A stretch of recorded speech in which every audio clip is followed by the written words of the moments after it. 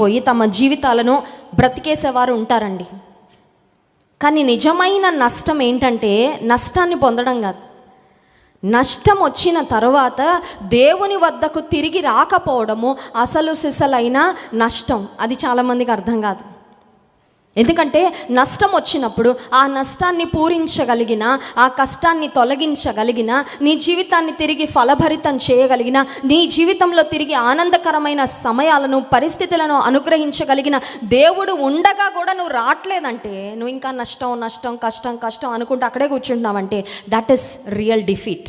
అది నిజంగా జీవితంలో ఓటమి అంటే. ఓటమి అంటే ఓడిపోవడం కాదు, ఓడిపోయిన చోటే కూర్చుండిపోవడం, చతికిలబడిపోవడం.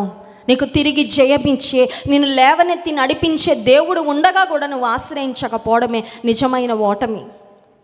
ఇక్కడ దేవుడు మాట్లాడుతున్న మాట యోవేలు గ్రంథం 2వ అధ్యాయము 12వ వచనం చూడండి.